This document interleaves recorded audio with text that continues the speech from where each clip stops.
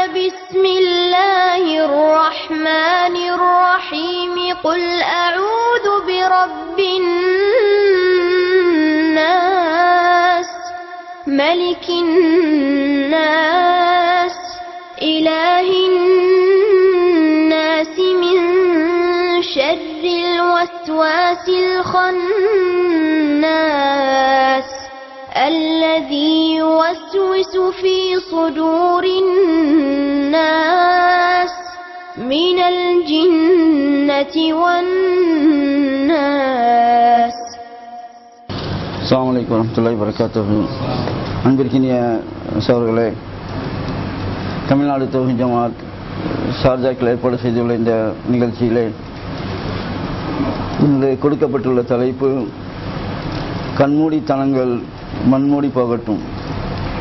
அருமை சகோதரர்களே, இந்த தலைப்பை பொறுத்தவரையிலும் கண்மூடித்தனம் என்று சொல்லக்கூடிய தக்லீத் என்கின்ற அந்த செயல், அது நம்முடைய சமுதாயத்திலே சர்வசாதாரணமாக ஒரு செயலாக செயல்படுத்தப்பட்டு வருவதை நாம் பார்க்கிறோம். குறிப்பாக முதலில் இந்த கண்மூடித்தனம் என்றால் என்னவென்பதை நாம் முதலில் தெரிந்து கொள்ள வேண்டும்.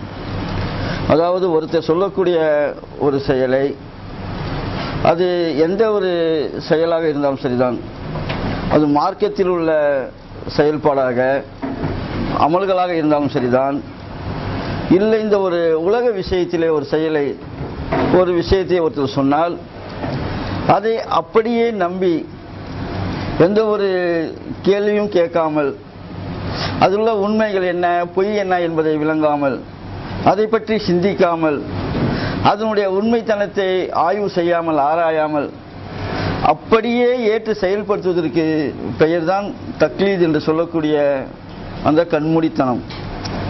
அந்த கண்மூடித்தனத்தை பொறுத்தவரையிலும் உலகத்தில் நாம் அந்த உலக விஷயங்களிலே யாராவது ஒருத்தர் ஒரு செயலை செய்ய சொல்லிவிட்டால் நாம் செய்ய மாட்டோம். அது முஸ்லீம்களாக இருந்தாலும் சரிதான், இல்லை முஸ்லீம் அல்லாதவர்களாக இருந்தாலும் சரி, உலக மக்கள் யாராக இருந்தாலும், நான் இவற்றை இந்த வீடியோ கேமராவை கீழே போட்டு உடைங்க அப்படின்னு சொன்னால் உடனே உடைச்சிடுவாரா? ஏன் உடைக்கணும்? எதுக்கு உடைக்கணும்? என்ன காரணம் உடைக்கிறதுக்கு? உங்கள் வீட்டு காசை வாங்கினீங்களா என்ன என்று 1000 கேள்விகள் கேட்பார்கள். வேலையை விட்டு விடுங்கள் என்று சொன்னால் ஏன் நான் வேலையை விடணும், எதற்கு நான் வேலையை விடணும் என்று எந்த உலக விஷயங்கள் எதுவாக இருந்தாலும் சரி, அந்த செயலை செய்ய சொல்லும் போது ஆயிரக்கணக்கான கேள்விகளை திருப்பி திருப்பி திருப்பி கேட்டு சொல்லக்கூடியவரையே குழப்பத்தில் ஆக்கி அவரை தான் என்ன சொல்ல வந்தோம் என்பதை மறந்து அதில் குழம்பு போய் தான் என்ன முன்னால் சொன்னாரோ அதையே குழம்பி அவர் வேறு மாதிரியாக சொல்லக்கூடிய அளவுக்கு நாம் இன்னைக்கு செய்கிறோமா இல்லையா? அப்போ இந்த உலக விஷயத்திலே இந்த தற்காலிகமாக நிரந்தரம் இல்லாத ஒரு வாழ்க்கை, யார் எப்போது இருப்பார் யார் எப்போது இருக்க மாட்டார் என்று சொல்லக்கூடிய நிலையிலே இன்று இப்போது இருக்கக்கூடிய நாம் காலையில் உயிரோடு இருப்போமா, வேலைக்கு செல்வோமா என்கின்ற சந்தேகத்தோடு வாழக்கூடிய ஒரு வாழ்க்கையிலேயே ஒரு செயலை செய்யுங்கள் என்று சொல்லும் போது அந்த செயலை உடனடியாக செய்யாமல், அதாவது தக்லீத் பண்ணாமல், சொல்லிவிட்டாரே என்பதற்காக கண்மூடித்தனமாக பின்பற்றாமல் ஆய்வு செய்து சிந்தித்து பல கேள்விகளை கேட்டு அதிலே நம்முடைய சந்தேகங்களை தெளிவுபடுத்தி கொண்டு இது அவர் சொல்றது சரிதான், இப்படி செய்தால் நம்முடைய எதிர்கால வாழ்க்கை நல்லா இருக்கும் என்று நம்முடைய உள்ளம் 100% ஒத்துக்கொண்ட பிறகு இந்த உலக விஷயத்தில் செய்கிறோமா இல்லையா? இதே நிலைப்பாடை மார்க்க விஷயத்தில் நம்முடைய சமுதாயம் செய்கின்றதா? நாம் செய்கின்றோமா? ஒரு விஷயம் மார்க்கம் என்ற பெயரிலே அல்லாஹ்விடம் கூலி கிடைக்கும், மறுமையிலே நமக்கு வெற்றி கிடைக்கும், நபிகள் நாயகம் ஸல்லல்லாஹு அலைஹி வஸல்லம் அவர்களுடைய ஷஃபாஅத் நமக்கு மறுமையிலே கிடைக்கும், அவர்கள் நமக்காக அல்லாஹ்விடம் பரிந்துரை செய்வார்கள், அவர்களுடைய நேசம் கிடைக்கும், அல்லாஹ் நம்முடைய செயலை விரும்புவான் என்கின்ற அடிப்படையில் உள்ள ஒரு செயலை ஒருத்தர் சொல்லிவிட்டால் என்பதற்காக அது மார்க்கத்தில் அல்லாஹ் சொல்லி இருக்கின்றானா? இந்த செயல் உண்மையிலே மார்க்கத்துக்கு உகந்த செயல் தானா? இது அல்லாஹ் சொன்ன மாதிரி தெரியலையே, இப்படி ஒரு வழிகட்ட செயலை அல்லாஹ் சொல்லுவானா? இப்படி ஒரு அல்லாஹுக்கு இணை வைக்கக்கூடிய தன்மையை அல்லாஹ் செய் என்று சொல்வானா? அல்லது அல்லாஹுடைய தூதர் தான் செய் என்று சொல்வார்களா? இதை ஒருத்தர் 7 வருடம் மதரசால படித்து வந்த ஒருத்தர் சொல்கின்றாரே, ஏன் சொல்கின்றார் என்றெல்லாம் சிந்திக்காமல், அதை பற்றி ஆராயாமல், அவர்களிடம் கேள்வி கேட்காமல் அப்படியே நாம் செயல்படுத்துகின்றோம் பாருங்க. இதற்கு பெயர்தான் கண்மூடித்தனம்.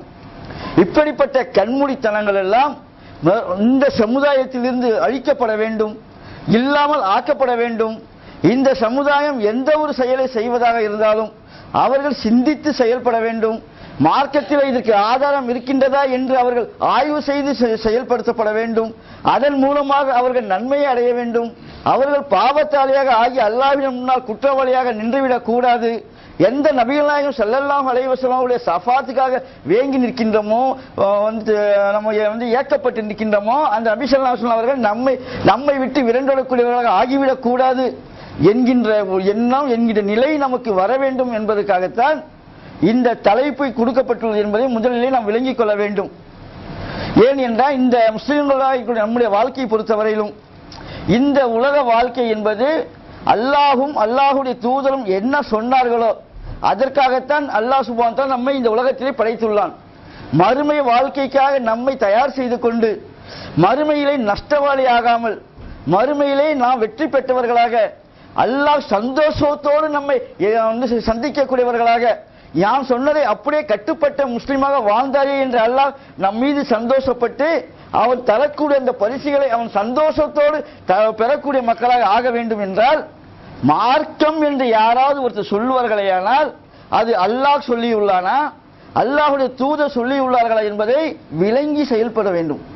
அப்படி இல்லை என்றால் மறுமை வாழ்வு நமக்கு நஷ்டமான ஒரு வாழ்வாக, கை சேதப்பட்ட ஒரு வாழ்வாக, ஏண்டா உலகத்தில் இதையெல்லாம் சிந்திக்கவில்லை என்று அங்கே சென்று நாம் சிந்திக்கக்கூடியவர்களாக இருக்கக்கூடாது என்பதை முதலிலே நம்ம விளங்கிக் கொள்ள வேண்டும்.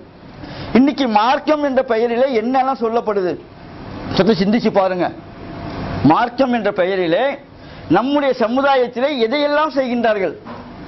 ஒரு காலத்திலே அதிகமாக இருந்தது. 20 ஆண்டு காலங்களுக்கு முன்னால், 25-30 ஆண்டுகளுக்கு முன்னால் இஸ்லாமிய மார்க்கத்திலே பள்ளி வாசலுக்கு தொழுகைக்கு வரமாட்டார்கள். இன்னைக்கு அந்த நிலை மாறி இருக்கிறது. இதே மாதிரி தொடர்ந்து செய்த பிரச்சாரத்தின் வாயிலாக ஓரளவு இந்த கண்மூடித்தனமான செயல்கள் குறைந்திருக்கின்றது. ஆனால் முற்றிலுமாக இன்னும் ஒழியவில்லை என்பதை நாம கண்கூடாக கண்டு வருகின்றோம். இந்த மாதம், இந்த சஃபர் மாதம், இந்த சஃபர் மாதத்திலே நம்முடைய சமுதாயத்திலே என்னவெல்லாம் செய்கின்றார்கள், இன்னும் செய்து கொண்டிருக்கின்றார்களா இல்லையா சிந்திச்சு பாருங்கள். சஃபர் மாதத்திலே பீடை மாதம் என்கின்ற பெயரிலே நபிகள் நாயகம் ஸல்லல்லாஹு வாழ்க்கையிலே நம்முடைய வாழ்க்கையிலே ஒரு மனைவி, ஒரு பெண்ணை தேர்வு செய்து அந்த பெண்ணோடு இணைந்து வாழ வேண்டும் என்பதற்காக செய்யப்படுகின்ற திருமணத்தை கூட சஃபர் மாதம், பீடை மாதம் செய்யாதே என்று சொல்லக்கூடிய அளவுக்கு இந்த சமுதாயத்திலே மூட நம்பிக்கை இருக்கிறது என்றால், நம்முடைய சமுதாய மக்களுடைய மூளை மழுங்கி இருக்கிறது என்றால், மண்டையிலே இந்த மாதத்தில் திருமணம் செய்தால் என்ன நடக்கும் என்கின்ற அது உரைக்கவில்லை என்றால் என்ன நம்முடைய சமுதாயம் இந்த மார்க்கத்தை விளங்கி உள்ளார்கள், அல்லாஹுடைய வல்லமையை என்ன விளங்கி உள்ளார்கள், நபிகள் நாயகம் ஸல்லல்லாஹு அலைஹி வஸல்லம் கொண்டு வந்த தெளிவான ஒரு மார்க்கத்தை என்ன அவர்கள் விளங்கி சிந்திச்சு பாருங்கள். ஒடுக்கத்து புதன் என்கின்ற பெயர் இந்த மாசத்துடைய கடைசி வாரத்திலே கடைசி புதன் ஒடுக்கத்து புதன், ஒதுக்கி வைக்க வேண்டிய புதன். ஏன் ஒதுக்கி வைக்க வேண்டும்? அந்த புதன் என்ன செய்தது? அப்துல்லாவிற்கு என்ன செய்தது? அப்துல் காதருக்கு என்ன செய்தது? ஃபாத்திமாவிற்கு என்ன செய்தது? ஹசினாமாவிற்கு என்ன செய்தது? ஃபர்ஜானாவிற்கு என்ன செய்தது? சிந்திச்சு பாருங்கள். சஃபர் மாச கடைசி புதன் முஸ்லிம்களாக வாழக்கூடிய நம்முடைய சமுதாய மக்களுக்கு என்ன கேட்டை விளைவித்தது, என்ன கேடு அதனால் அவர்களுக்கு ஏற்பட்டது? சிந்திச்சு பார்க்க வேணாமா? அப்படியே ஏதோ இத்தனை ஆண்டு காலமாக நம்முடைய சமுதாயத்தில் நம்முடைய பெற்றோர்கள், வாப்பா அம்மா, முன்னோர்கள், பாட்டன் பூட்டன்கள் எல்லாம் செய்து வந்தார் என்பதற்காக வருடா வருடம் சஃபர் மாதம் கடைசி புதனை ஒடுக்கத்து புதன் என்கின்ற பெயரிலே அந்த புதனிலே எந்த விதமான நல்ல காரியம் செய்யாமல், சரி நல்ல காரியம் ஒடுக்கத்து புதன் தானே, ஏன் அன்னைக்கு பட்டினி கிடக்க மாட்டேங்கிறாங்க? அன்னைக்கு தான் என்ன செய்யறாங்க? வீட்டில் நல்ல சாப்பாடு வரட்டி சுட்டு, சர்பத்து காய்ச்சி, நல்ல கரையை காய்ச்சி, கடற்கரையிலே சென்று ஆண்களும் பெண்களும் சேர்ந்து குளித்து, பெண்கள் தங்களுடைய அங்க அவயங்களை அடுத்தவர்களுக்கு காட்டிய ஒரு கேவலமான செயலை ஒடுக்கத்து புதன் என்கின்ற பெயரிலே தக்லீத் செய்கின்றார்கள், கண்மூடித்தனமாக பின்பற்றுகின்றார்களே. இப்படிப்பட்ட ஒரு கேடுகட்ட செயல், இப்படி பெண்களுடைய பெண்கள் தங்களை தாங்களே பாவத்திற்கு உள்ளாக நரக நெருப்பிற்கு உள்ளாகி உள்ளவர்களுடைய இந்த செயல் சமுதாயத்திலிருந்து அகற்றப்பட வேண்டுமா கூடாதா? யோசிச்சு பாருங்க. அப்ப இத மாதிரி கண்மூடித்தனங்கள் எல்லாம் மண்மூடி போக வேண்டும். அதற்கு நாம் என்ன செய்யலாம்? இஸ்லாம் என்ன சொல்லி உள்ளது, அல்லாஹ் சுப்ஹானஹு வ தஆலா என்ன சொல்றான் என்பதை விளங்கி அதை மற்றவருக்கு எடுத்து சொல்லக்கூடியவர்களாக ஆக வேண்டும். என்ன நம்முடைய சமுதாயத்திலே கண்மூடித்தனம், ராத்தீபு என்கின்ற பெயரிலே, குத்பியத் என்ற பெயரிலே, அப்துல் காதர் ஜெயிலானியுடைய பெயரிலே குத்பியத் என்ற பெயரில் இப்படி செய்கின்றார்கள். யோசித்து பாருங்கள். 1000 ஆண்டுகளுக்கு முன்னால் மரணித்த ஒருவர் இந்த சமுதாயத்தில் உள்ள இந்த கொள்கை மக்களும் சொன்னார் என்பதற்காக அவருக்கு அல்லாஹுடைய அந்த பண்பு இருப்பதாக எண்ணிக்கொண்டு எப்படி அல்லாஹ் அடுத்தவருடைய பேச்சை கேட்பானோ, எப்படி அல்லாஹ் அடுத்தவர் நினைக்கும் போது அந்த இடத்திலே வருவானோ, எப்படி அல்லாஹ் சுப்ஹானஹு எல்லாருடைய செயல்களையும் பார்ப்பானோ, அதே மாதிரி அப்துல் காதர் ஜெயிலானிக்கு இருப்பதாக நினைக்கொண்டு குத்பியத்னா என்ன, இரவு நேரத்தில் அப்துல் காதர் ஜெயிலானியுடைய அந்த பிறந்த நாளிலே அல்லது இறந்த நாளிலே என்ன செய்வார்கள்? இரவு நேரத்திலே திக்ர் செய்வார்கள். அப்துல் காதர் ஜெயிலானியை அழைப்பார்கள்.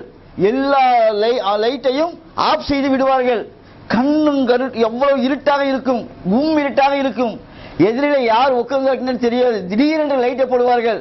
அந்த இமாம் சொல்லுவார், இப்பொழுதுதான் அப்துல் காதர் ஜெயிலானி வந்துவிட்டு சென்றார். எப்படி வருவார் அவர்? இதையும் இன்னும் நம்பிக்கொண்டு அதை செயல்படுத்தக்கூடியவர்களாக நம்முடைய சமுதாயத்தில் யோசிக்க வேணாமா? 1000 ஆண்டுகளுக்கு முன்னால் வந்தவர் இங்க வந்தா சத்தம் கேட்கும். வானத்திலிருந்து குதித்தா துப்புன்னு சத்தம் கேட்கமா கேட்காதா? இப்ப நாமளே இந்த பில்டிங் இருந்து கீழே குதிச்சோன்னு வச்சுங்க, சத்தம் கேட்கமா கேட்காதா? துப்புன்னு சத்தம் கேட்கும். கை கால் உடையும், கை கால் சுளுக்கு எடுக்கும், வீங்கும், ஏதாவது செய்யுமே. அப்துல் காதர் ஜெயிலானி திடீரென்று வந்தா எப்படி வந்தார்? நடந்து வந்த சத்தம் கேட்டதா? ஓடி வந்த சத்தம் கேட்டதா? அவர் வந்தாரு சலாம் சொன்ன சத்தம் கேட்டதா? சிந்திச்சு பார்க்க வேணாமா? குத்பியத் என்ற பெயரிலே இதெல்லாம் நடக்கின்றது. ராத்தீபு என்ற பெயரிலே எப்படியெல்லாம் செய்கின்றார்கள்? கஞ்சா அடிக்கக்கூடியவர்களை, போதை மருந்து உபயோகிக்கக்கூடியவர்களை, சூஃபி என்ற பெயரில் இங்க கூட நீங்க துபாயில புதுசா போர்டு போட்டிருக்காங்க, சூஃபி வீக்கெண்ட் சொல்லிட்டு. இங்கே வரக்கூடிய அடுத்த வாரம் என்ன செய்யுது? துபாயிலே ஒரு நிகழ்ச்சி நடக்கின்றது. என்ன நிகழ்ச்சி? சூஃபிகளுடைய நிகழ்ச்சி. நீங்க சூஃபி வீக்கெண்ட்.com போய் பாத்தீங்கன்னா என்ன போட்டிருப்பாங்க. AR ரஹ்மான் வருகின்றார், ஃபத்தே அலி கான் வருகின்றார். சூஃபிசத்தை என்ன செய்றாங்க? அதாவது அத்வைத கொள்கை, அல்லாஹும் நானே, நானே அல்லாஹ், அல்லாஹ்வே நானே, அதாவது அனல் ஹக் என்று சொல்லக்கூடிய ஒருத்தவனுடைய அந்த கொள்கையை சூஃபிசத்தை நிலைநிறுத்தக்கூடிய நிகழ்ச்சி இங்கே நடக்கின்றது. AR ரஹ்மான் வருகின்றார், ஃபத்தே அலி கான் வருகின்றார்கள். சூஃபி பாடல்களை பாடி மக்களை மயக்க போகின்றார்கள்.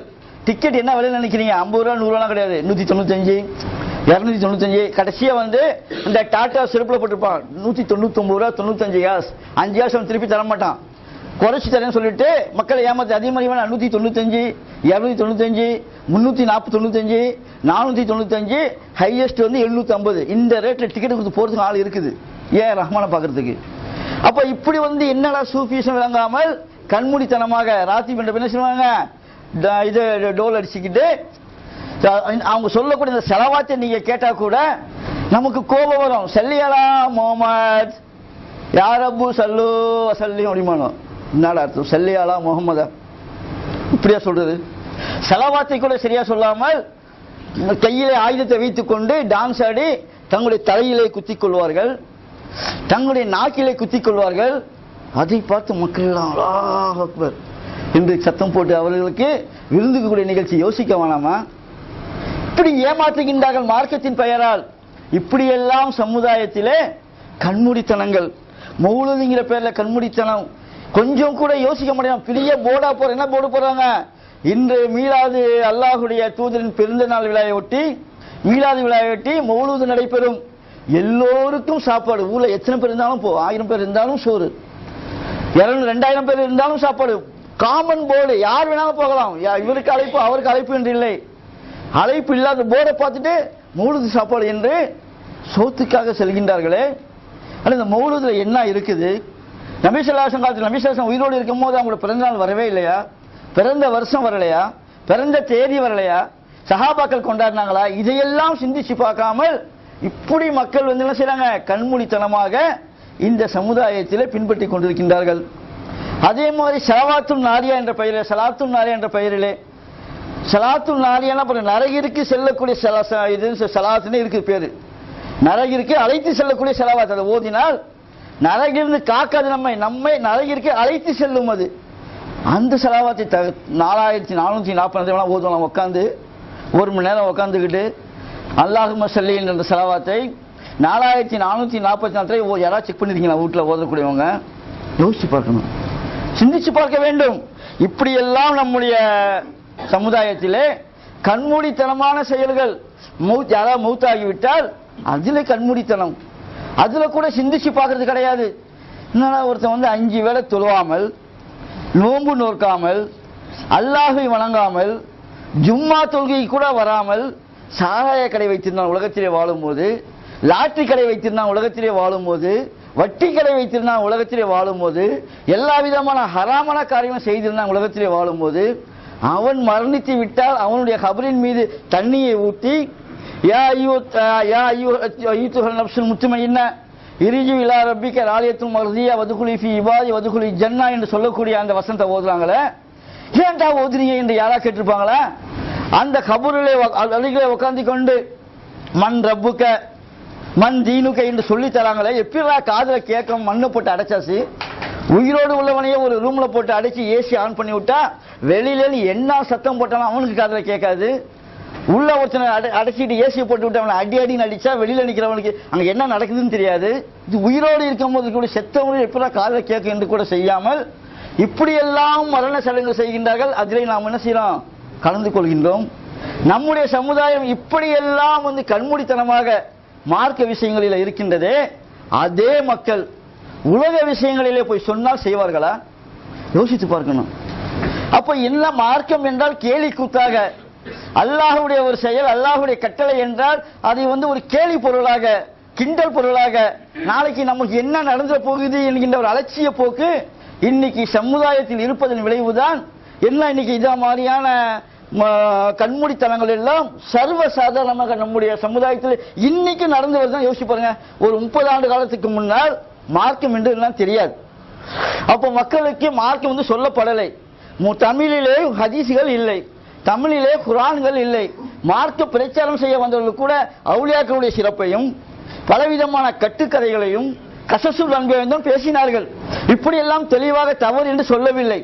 அன்றைக்கு அவர் செய்தார்கள், விளங்கவில்லை என்றால் கூட இன்னைக்கும் செய்கின்றார்கள் என்றால் இந்த அளவுக்கு பிரச்சாரம் சென்றடைந்திருக்கின்றது, வீடியோக்கள் சென்றடைந்திருக்கின்றன, புத்தகங்கள் உள்ளன, குர்ஆன் பல பதிப்புகள் தமிழிலே மொழிபெயர்க்கப்பட்டுள்ளன, எல்லா விதமான ஹதீஸ் கிரந்தங்களும் தமிழிலே வந்துள்ளன. ஏதாவது ஒரு ஹதீஸை பிரட்டி இந்த புத்தகத்திலே இப்படி சொல்லி இல்லையே, நாம் செய்யக்கூடிய இந்த ஹதீஸை இன்று யாராவது சிந்திச்சிருக்கின்றார்களா? அப்ப இந்த அளவுக்கு அவர் செய்கின்றார் என்றால் அவர்கள் யாருக்காக செய்கின்றார்கள், யாரை எதிர்க்கின்றார்கள் என்பதையாவது விளங்குனாங்களா? விளங்கல. அவர்கள் நம்மை சில என்ன செய்யறாங்க, தௌஹீத் ஜமாத் சொல்லிட்டு அதுக்காக செய்யணும், தௌஹீத் ஜமாத்காரன் பேசிட்டு அதுக்காக செய்யணும் என்று நினைச்சிட்டு வீம்புக்கு செய்யறாங்க. ஒரு விஷயத்தை அவங்க யோசிக்க மாட்டேங்கிறாங்க. நீங்கள் செய்தால் எங்களுக்கு என்ன நன்மை, எங்களுக்கு என்ன நஷ்டம்? வேணா உங்க வீட்டு தாட்சா சோறு எங்களுக்கு கிடைக்காத போகலாம், நீங்க கொடுக்கக்கூடிய பிரியாணி சோறு நாங்கள் சாப்பிடாத போகலாம், நீங்க கூடிய லட்டு எங்களுக்கு கிடைக்காத போகலாம், நீங்க கொடுக்கக்கூடிய ஜாங்கிரி ஜலபி கிடைக்காத போகலாம். வேற என்ன எங்களுக்கு நஷ்டம்? எங்க வீட்டுல எங்க மனைவி மக்கள் பட்டினி கிடக்க போறாங்களா? அல்லது நாங்கள் உழைக்கக்கூடிய அந்த உழைப்பு எங்களுக்கு கிடைக்காமல் போகுதா? அல்லது எங்களுக்கு கிடைக்கிற சம்பளம் எங்களுக்கு கிடைக்காமல் போகுதா? யோசிச்சு பார்த்தாங்களா? சிந்திச்சு பார்த்தா தௌஹீத் ஜமாத் சொல்லிடலாம் செய்யும். ஆனா நீ அல்லாஹுவை எதிரியாக கருதுகின்றீர்களா? அல்லாஹுடைய வெறுப்பை வாங்குகின்றீர்களா? அல்ல தௌஹீத் ஜமாத் வெறுப்பை வாங்குறீங்களா? விளங்கல. சில பேர் சொல்றாங்க தௌஹீத் ஜமாத் சொல்லிட்டான், பிஜே சொல்லிட்டான், சம்சுல்லா சொல்லிட்டார், அல்தாவி சொல்லிட்டார், அதனால செய்யறோம் எதிர்க்கிறோம் என்றால் என்ன, யாருக்கு என்ன நஷ்டம்? அது விளங்க வேணாமா? இப்படியாக ஆலிம்கள் சொல்லிவிட்டார்கள், மௌலவிமார்கள் சொல்லிவிட்டார்கள் என்பதற்காக இப்படி கண்மூடித்தனமாக பின்பற்றுவது சிந்திக்கணும். அல்லாஹ் சுப்ஹானஹு வ தஆலா தன்னுடைய குர்ஆனை பற்றி சொல்லும்போது இந்த குர்ஆனில் ஒரு வசனம் சொல்லப்பட்டால் அதை கூட என்ன சொல்றாங்க, நாம சிந்திச்சு செயல்பட சொல்கின்றான். அஃபலா யத்ததப்பருல் குர்ஆன அம்மலா குலூபின் அக்ஃபாலுஹா. அதாவது இந்த குர்ஆனை அவர்கள் சிந்திக்க மாட்டார்களா? இந்த குர்ஆனை அவர்கள் விளங்க மாட்டார்களா? அவங்களுடைய உள்ளத்துக்கு என்ன பூட்டா போட்டு வச்சிருக்கீங்கப்பா என்று அல்லாஹ் சுப்ஹானஹு கேட்கின்றான். குர்ஆனிலே ஒரு வசனம் இருக்கிறது என்று சொன்னால் குர்ஆனிலே சொல்லிட்டாங்க என்று உடனே நம்பிடக்கூடாது. குர்ஆனிலே எந்த வசனம், இந்த வசனத்துக்கு இதுதான் விளக்கமா, இப்படித்தான் விளங்கணுமா, இதிலே இருக்கின்றது என்று கேள்வி கேட்க வேண்டும். குர்ஆனை போய் திருப்பி படிக்க வேண்டும், பார்க்க வேண்டும், இருந்தால் ஏற்றுக்கொள்ள வேண்டும், இல்லை என்றால் பேச்சினுடைய பேச்சை தூக்கி விட்டு எறிய வேண்டும். இப்படி அல்லாஹ் சுப்ஹானஹு குர்ஆனை சிந்திக்க சொல்கின்றான். நீங்க சிந்திக்க மாட்டீங்களா? குர்ஆன்ல சொன்னாக்கா நீங்க சிந்திக்க மாட்டீங்களான்னு சொன்னா சூரத்துல் ஃபுர்கான்ல நீங்க 25வது அத்தியாயத்துல நீங்க அல்லாஹ் சுப்ஹானஹு 73வது சொல்லி காட்டுகின்றான். வல்லதீன இதா துக்கிரு பிஆயாத்தி ரப்பஹும் லம் யக்ரு அலைஹ சும்யன் உம்யானா. அவர்கள் யார் மூமின்களை பற்றி முஸ்லிம்களிடம் அல்லாஹ்வுடைய சான்றுகள், அல்லாஹ்வுடைய ஆயாத்துக்கள், அல்லாஹ்வுடைய வசனங்கள் என்று சொல்லப்பட்டால், அதன் மூலம் அவர்களுக்கு அறிவுரை சொல்லப்பட்டால் அவர்கள் குருடர்களாக ஊமையர்களாக விழுந்து விட மாட்டார்கள். மூமின்னா எப்படி இருக்கணும்? ஒரு முஸ்லிம் எப்படி இருக்கணும்? அல்லாஹ் குர்ஆன்ல சொல்லியிருக்கலாம். எந்த வசனம்? இன்னைக்கு அல்லாஹ்வுடைய வசனத்தை வைத்துக்கொண்டு எப்படியெல்லாம் மக்கள் விளையாடுறாங்க, ஹதீஸை வைத்துக்கொண்டு எப்படியெல்லாம் மக்கள் விளையாடுறாங்க. என்னைக்கே நம்ம சிந்திச்சு பார்த்துருக்கிறோமா? யோசிச்சு பார்த்துருக்கிறோமா? மேடையிலே ஒருத்தர் நின்று கொண்டு அரபி தந்துராவை இட்டுக்கொண்டு தலையிலே தலப்பாவை கட்டிக்கொண்டு அவர் நின்று பேசினா சுப்ஹானல்லாஹ் என்று சொன்னால், அல்லாஹ் அக்பர் என்று சொன்னால், கொஞ்சம் கூட சம்பந்தம் இல்லாமல் கண்ணீரை வளைவளைத்து அழுதால் நான் அழகா பேசிட்டு போயிட்டாரு ராமரை பேச்சு என்று சொல்றோமே, அவர் பேசியதிலே என்ன இருக்கின்றது? அது அல்லாஹ் குர்ஆன்ல சொல்லியது கரெக்டா சொன்னாரா இல்லையா? அவர் சொன்ன ஹதீஸ் சரியான ஹதீஸா இல்லையா என்பதை நாம என்னைக்காவது சிந்திச்சு பார்த்திருக்கின்றோமா? என்னைக்காவது அவர்களை கேள்வி கேட்டிருக்கின்றோமா? யோசிச்சு பாருங்க. ஆனால் என்ன சொல்லுவாங்க? தௌஹீத் ஜமாத் தக்லீத் பண்ணுது, தௌஹீத் ஜமாத் பிஜேயை கண்மூடித்தனமா பின்பற்றுது, அவங்களுடைய ஆலயங்கள் சொல்லிவிட்டால் அப்படியே ஏற்றுக்கொள்கின்றார்கள், ஆன்லைன் பிஜேவிலை படித்து விட்டு அப்படியே பேசுகின்றார்கள் என்கின்ற குற்றச்சாட்டை நம்மகிட்ட வைக்கிறாங்க. ஆனா நாம அப்படியே இருக்கிறோம். பிஜே தான் பேசினாரு வெளிநாட்டு வாழ்க்கை கூடாதுன்னு. நம்ம எத்தனை பேர் பிஜே பேச்சு கேட்டு அப்படியே தூக்கி விட்டு போனோம்? பிஜே தான் பேசினாரு வெளிநாட்டு வாழ்க்கை வேணாம், ஊருக்கு வந்துடுங்க, உங்களுடைய பொண்டாட்டி பேரை நீங்க சொத்தை எழுதாதீங்க, உங்களுக்கும் சேர்த்து வச்சுக்கோங்க, கடைசி கட்ட ஏமாநில அறிவுரை சொன்னாரு. நாம கண்மூடித்தனமாக பின்பற்றுவதாக இருந்தால் பிஜே சொல்வது எல்லாம் சரி என்று நம்ம இருந்தால் சரியான விஷயம் தான் இருந்தா கூட நம்முடைய சிச்சுவேஷன்கள் சரியில்லை. ஏன்? நாம ஊருக்கு போனா நமக்கு பொழைக்க வழி இல்லை, நமக்கு பொழைக்க வேற வழி, இங்க விட்ட வேற வழி இல்லை. அதனால் உங்களுடைய கருத்து இந்த நேரத்தில் நமக்கு ஒத்து வராது என்று நம்ம அதான விட்டு வச்சிருக்கோம். அப்ப கண்மூடித்தனமாக நாம் பின்பற்றக்கூடிய மக்களாக இருந்தால் பிஜே சொல்லிட்டார் இதுக்கு மேல நம்ம துபாயில இருக்கவே மாட்டோம் என்று ஓடி இருக்க வேண்டும். செஞ்சிருக்கோமா? செய்யல. ஹதீஸை எடுத்துக்கோமா, சூனிய விஷயம் எடுத்துக்கோங்க. சூனியத்தை மறுக்கிறோம். சூனியத்தை பிஜே சொல்லிட்டார் என்பதற்காக மறுக்கின்றோமா? அல்லது அல்லாஹ் குர்ஆனிலே நபி ஸல்லல்லாஹு அலைஹி வஸல்லம் யார் சூனிய வைக்கப்பட்டவர் என்று சொல்கின்றார்களோ அவர்கள் அநியாயக்காரர்கள், அவர்கள் அநீதி இழைத்தவர்கள், அல்லாஹ்வுடைய எதிரிகள், அல்லாஹ்வுடைய கோபத்திற்கு ஆளானவர்கள் என்பதற்காக நம்ம மறுக்கிறோமா? சிந்திச்சு பார்க்கலாமா? ஒரு விஷயத்தை சொல்றாங்களே, எதற்காக சொல்றார்கள் என்றாவது விசாரிச்சு தக்லீஃப் சொல்லலாமா? ஆனா அவர்கள் எப்படி தக்லீஃப் பண்றாங்க யோசிச்சு பார்க்கணும். அல்லாஹ் சுப்ஹானஹு வ தஆலா இன்னும் சில என்ன செய்யறான்? அதாவது சூரத்து 38வது அத்தியாயத்துல 29வது வசனத்தை எடுத்தீங்கன்னா இந்த குர்ஆனை பத்தி சொல்லும் போது கிதாபுன் அன்ஜல்நாஹு இலைக முபாரக்கன், இது பாக்கியமான ஒரு வேதம், பாக்கியமிக்க வேதம், இன்ஜுரு ஆயாத்திஹி, அதாவது இதன் வசனங்களை அவர்கள் சிந்திப்பதற்காகவும் அல்லாஹ் சுப்ஹானஹு இந்த குர்ஆனை பாக்கியமான வேதமாக, ஒரு அருள்மிக்க வேதமாக, பாக்கியம் பொருந்திய வேதமாக அருளியுள்ளான். அருள் சொல்லிவிட்டு சொல்கின்றான் இதனுடைய வசனங்களை அவர்கள் சிந்திக்க வேண்டும், நாம சிந்திக்க வேண்டும்.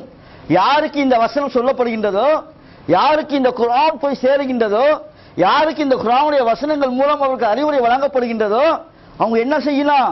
சிந்திக்க வேண்டும். அவர்கள் சிந்திப்பதற்காகவும் அறிவுடைய படிப்பினை பெறுவதற்காகவும் நாம் அருளினோம். அல்லாஹ் அருளினது எதுக்காக? சிந்திச்சு படிப்பினை பெற வேண்டும், சிந்திச்சு அதை விளக்கம் பெற வேண்டும், சிந்திச்சு நடைமுறைப்படுத்தப்பட வேண்டும். அது இல்லாம கண்மூடித்தனமாக குர்ஆனையே அல்லாஹ் சுப்ஹானஹு வ தஆலா பின்பற்ற வேண்டாம் என்று சொல்லி இருக்கும் போது இத மாதிரி சடங்குகளை எல்லாம் நம்முடைய சமுதாய மக்கள் சர்வசாதாரணமாக பின்பற்றி வருகின்றார்கள் என்றால் அருமை சகோதரர்களே சற்று யோசிச்சு பாருங்க, சிந்திச்சு பாருங்க. இப்படிப்பட்ட கண்மூடித்தனங்களை எல்லாம் இந்த சமுதாயத்திலிருந்து ஒழிப்பதற்கு, இல்லாமல் ஆக்குவதற்கு விளக்கம் அறிந்த நாம ஒருத்தரும் பொறுப்பாளிகள் என்பதையும் நாம விளங்கிக் கொள்ள வேண்டும். இதெல்லாம் எங்கெல்லாம் நடக்கின்றதோ அந்த மக்களிடம் சென்று இது மார்க்கத்தில் இல்லாத செயல் என்பதை சொல்ல வேண்டும். இந்த உலகத்திலே யாராவது தவறான ஒரு செயலை உலக விஷயத்திலே ஒருத்தர் இன்ஜினியரிங் படிச்சிருக்கிறார், அவர் நமக்கு தெரிந்தவர், அவர் வந்து ஆபீஸ் பாயாக வேலைக்கு சேரும்போது நாம பரவாயில்ல வேலை கிடைச்சிச்சு சேர்ந்துக்கன்னு சொல்லுவோமா? ஏன்பா இன்ஜினியரிங் படிச்சுட்டு ஆபீஸ் பாயாக சேர்றேன், உன் வாழ்க்கை வீணா போயிடாம மேல மேல மாத்திக்க வேண்டியதானே என்று அவருக்கு அறிவுரை கூறுவோமா? அப்ப இந்த உலகத்திலே குர்ஆனை விளங்கிய நாம உலக விஷயத்திற்காக அறிவுரை சொல்வதற்கு தயாராக இருக்கின்றோம். அவ்வாறு சொல்வதற்கு தயங்க மாட்டேங்கின்றோம். அவ்வாறு சொல்வதற்கு நமக்கு பயமும் வர மாட்டேங்கின்றது. அவ்வாறு சொல்வதற்கு நேரங்காலம் பார்ப்பதும் கிடையாது. ஆனால் அல்லாஹ்வுடைய இந்த மார்க்கத்திலே ஒருத்தர் நமக்கு ரொம்ப வேண்டியவர், நம்முடைய பக்கத்திலே இருப்பவர், நம்மோடு ஒன்றாக சேர்ந்து சாப்பிடுவ தவறு செய்கின்றார், அதை மட்டும் நம்ம சொல்ல தயங்குறோம். அதை மட்டும் நம்ம சொல்ல மாட்டேங்கிறோம். கேட்டா கோச்சிப்பாரு. ஆனா அல்லாஹ் கோச்சிக்குவான், ஏன் சொல்லவில்லை என்று. இவர் இந்த உலகத்திலே கோபித்துக் கொள்வார், வேற விஷயம். கோச்சியும் செய்வாங்க. செய்யக்கூடிய தவறை சுட்டி காட்டினால் எல்லாருக்கும் கோபம் வரும். நான் செய்யக்கூடிய செயலை நீங்க சுட்டி காட்டினால் எனக்கு ஆரம்பத்தில் ஏற்றுக்கொள்வதற்கு மனசு தயக்கம் காட்டும், கோபம் வரும். அது பிறகு யோசித்து சிலர் ஏற்றுக்கொள்வார்கள். இந்த உலகத்தில் இவர் கோபித்துக் கொள்வார் என்பதற்காக நாம் விட்டுவிட்டால் மறுமையிலே நீ ஏன் சொல்லவில்லை என்று அல்லாஹ் கோபித்துக் கொள்வான. யோசிக்க வேணாமா? சிந்திச்சு பார்க்க வேணாமா? அப்ப அல்லாஹ்வுடைய கோபத்தை பெறுவதை கூட நமக்கு பரவாயில்லை, இந்த உலகத்தினுடைய மக்களுடைய கோபத்தை பெறக்கூடாது என்று நாம் இருப்போமேயானால் கொஞ்சம் சிந்திச்சு அல்லாஹ் நாம் என்ன பதில் சொல்ல போகின்றோம் என்பதை அருமை சகோதரர்களே நாம சிந்திச்சு பார்க்க வேண்டும். இன்னைக்கு அதே மாதிரி நீங்க பாத்தீங்கன்னா இப்படி வந்து மார்க்கத்தை ஓரளவு சரியா விளங்காமல் சரியாக அறியாமல் சில மக்கள் என்ன பண்ணாங்க, இத மாதிரி மௌலூது, ராத்தீபு, ஸலாத்துன் நாரியா, முஹர்ரம் மாதத்தில் செய்யக்கூடிய மூடத்தனங்கள், சஃபர் மாதத்தில் செய்யக்கூடிய மூடத்தனங்கள் இதெல்லாம் செஞ்சுட்டு இருக்கிறாங்க. அவர்கள் கூட நாம் சொல்லிக்கொண்டே இருந்தால் அந்த தவறுகளிலிருந்து விட்டு வெளியே வருவார்கள். யாரு? சுன்னத் ஜமாத் என்று சொல்லக்கூடிய முழுக்க முழுக்க சுன்னத்திற்கு புறமாக செயல்படுத்தக்கூடிய சகோதரர்கள்ட்ட போய் தொடர்ந்து நாம் சொல்லிக்கொண்டே இருப்போமேயானால் அல்லாஹ்வுடைய வசனங்கள் இப்படிலாம் சொல்லுது, அல்லாஹ்வுடைய தூதர் காலத்தில் இப்படிலாம் இல்ல, சஃபர் மாசத்துல தான் அந்த மாசம் மக்கள் பீடையாக கருதினார்கள், அந்த மாதத்தில் ஆயிஷா ரலியல்லாஹு அன்ஹா அவர்களே நபி ஸல்லல்லாஹு அலைஹி வஸல்லம் சவ்வால் மாசத்துல வந்து அந்த மக்கள் என்ன செஞ்சாங்க, சவ்வால் மாசத்தை பீடையாக கருதினாங்க. நாம் எப்படி சஃபர் மாசத்தை பீடையாக கருதினோமோ அன்றைய கால மக்கள் சவ்வால் மாசத்தை பீடையாக கருதினார்கள். அப்ப ஆயிஷா ரலியல்லாஹு அன்ஹா அறிவிக்கிறாங்க, அந்த மாதத்தில் தான் அல்லாஹ்வுடைய தூதர் என்னை திருமணம் செய்தார்கள், அந்த மாதத்தில் தான் என்னோடு இல்லறத்தில் ஈடுபட்டார்கள் என்று சொல்றாங்க. அல்லாஹ்வுடைய தூதருடைய பிரியத்திற்குரிய மனைவியாக ஏன் அளவுக்கு யாருமே இல்லை என்று ஆயிஷா சொல்றாங்கன்னா இது நம்ம சொல்லணுமா சொல்லக்கூடாதா? அப்ப இத மாதிரி வந்து இந்த ஹதீஸை எல்லாம் எடுத்து அந்த மக்கள்கிட்ட சொல்லும் போது அவர்களாவது என்ன செய்வாங்க, கொஞ்சம் கொஞ்சம் கொஞ்சம் கொஞ்சமா ஆமா தப்பு தான், ஆமா தப்பு தான், ஆமா தப்பு தான் என்று உணர்ந்து ஒரு கட்டத்திலே குர்ஆனையும் ஹதீஸையும் ஏற்றுக்கொள்வார்கள். இன்னைக்கு நாம அப்படித்தான் ஏத்துக்கிட்டோம். நாம எல்லாம் முழுக்க முழுக்க நம்முடைய உம்மா அப்பா, இன்னைக்கு நம்முடைய பிள்ளைங்களுக்கு நம்முடைய பிள்ளைங்க பிறந்திருக்குது, நம்முடைய பிள்ளைங்களை நம்ம வந்து தர்கால கொண்டு போய் வைக்கல, நம்முடைய பிள்ளைங்களுக்கு வந்து நேர்த்திக்கடன் செய்யல, நம்முடைய பிள்ளைங்களுக்கு வந்து ஹனஃபி மதுஹபை சொல்லி தரல, நம்முடைய பிள்ளைங்களுக்கு ஷாஃபி மதுஹபை சொல்லி தரல. ஆனால் நம்முடைய வாப்பா அம்மா நமக்கு அப்படியே சொல்லி தந்தாங்க, நம்மை தர்காவிலே கொண்டு போய் வைத்தார்கள். தேள் கொட்டிவிட்டால் அவுலியாவுடைய கபர் மேலே கையை வைக்க சொன்னார்கள், தேளுடைய அந்த விஷக்கடி இறங்கும் என்று. இப்படித்தான் நாம் வந்து பழக்கப்பட்டு வளர்ந்தோம். நாம எப்படி மாறி வந்தோம்?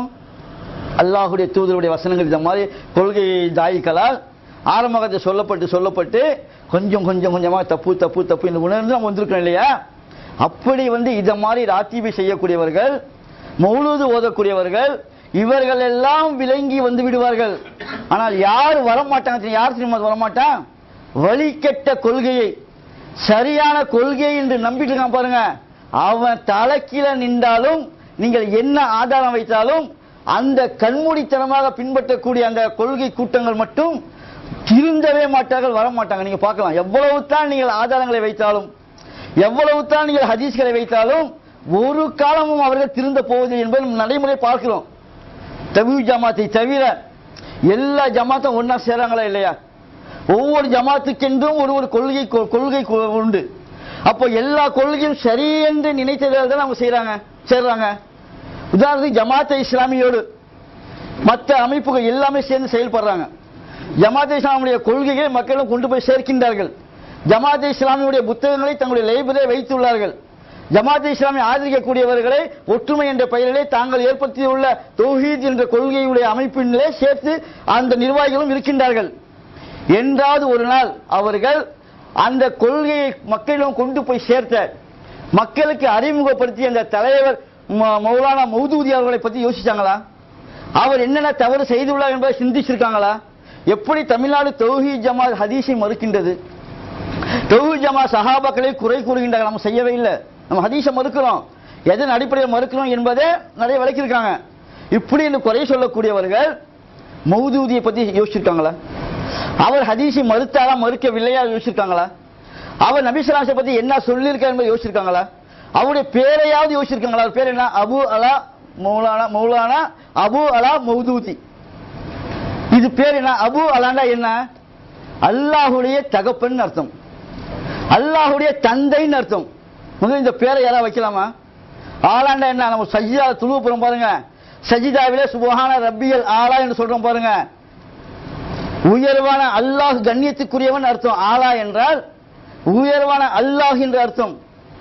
அப்போ உயர்வான அல்லாஹ், அபு என்றால் தந்தை, ஆலா என்றால் உயர்வான அல்லாஹ். இப்படி அல்லாஹுடைய தந்தை என்று பெயர் வச்சிருக்காரு. ஏன்டா பிஜின்னு ஷார்ட்டா போடுறீங்க? ஏன் பி இஜெட்டும் போட வேண்டியது தானே கேட்கிறிய? கேட்கிறாங்கல்ல, சலஃபியில் உள்ளவன் கேட்கிறான், ஜமாத் இஸ்லாம் உள்ளவன் கேட்கிறான், எஸ்டிபியில் உள்ளவன் கேட்கிறான், தமுக உள்ளவன் கேட்கிறான், எல்லாரும் கேட்குறீங்கல்ல. எவனாவது ஒருத்தர் ஜமாத் இஸ்லாமியை சேர்த்து அந்த மீட்டில் ஏறுற, அந்த மேடையில் ஏறுற, ஜமாத் இஸ்லாமியை ஆதரிக்கக்கூடியவரை தௌஹீத் என்ற பெயரிலே வச்சுக்கிட்டு அவர் விவாதத்துக்கும் கூட்டு வர, இஸ்லாங்கள் அவர்களோடு சேர்ந்து இணையம் செய்கின்றீர்கள், செயல்படவும் செய்கிறாங்க. என்னைக்காவது ஒரு நாள் ஏன் உங்களுடைய தலைவர் அபு அலால் வச்சுக்க பேர் இருக்கக்கூடாத? அல்லாஹுடைய தந்தை என்ற பெயர் வருகின்றது, இதை செய்யலாமா என்று கேட்டிருக்கின்றார்களா? ஆனா அவங்க கேட்ட தக்லீத் இல்லம்பாங்க. இது தக்லீத் கிடையாதா? இது கண்மூடித்தனமாக தன்னை அல்லாஹுடைய தந்தை என்று அறிவித்துக் கொண்டு அந்த பெயரை தன்னுடைய பெயரிலே சூட்டிக் கொண்டிருக்கின்ற ஒருத்தர் எப்படி ஒரு மார்க்க அறிஞராக இருக்க முடியும்? இது தக்லீத். இந்த தக்லீதை அவர்கள் விளங்கவே மாட்டாங்க, திருந்த மாட்டாங்க. இவர் எழுதியிருக்கார், ஒரு புக் எழுதியிருக்கிறார், அர் ரசாயில் வல் மசாயில் சொல்லிட்டு. அபு அலா மௌதூதி நிறைய புத்தகங்கள் எழுதியிருக்கிறாரு. சில புத்தகங்கள் மக்களுக்கு நிறைய பயனுள்ள செய்திகள் இருக்குது, இல்லைன்னு சொல்லல. ஆனால் அவர் எழுதியிருக்க புத்தகங்கள்ல பயனுள்ள செய்தி இருக்கிறது என்பதற்காக எல்லாத்தையும் ஏற்றுக்க முடியாது. அல் ரசாயில் வல் மசாயில் இந்த புக் எடுங்க, இங்கிலீஷ்ல நீ சர்ச் பண்ணீங்கன்னா லெட்டர்ஸ் அண்ட் இஷ்யூஸ் இருக்கும். இங்கிலீஷ்ல போட்டிருக்காங்க பிடிஎஃபாவே, லெட்டர்ஸ் அண்ட் இஷ்யூஸ். அதுல நீங்க பாத்தீங்கன்னா 57ஆம் பக்கத்துல தஜ்ஜாலுடைய ஹதீஸை அவர் மறுக்கிறார்.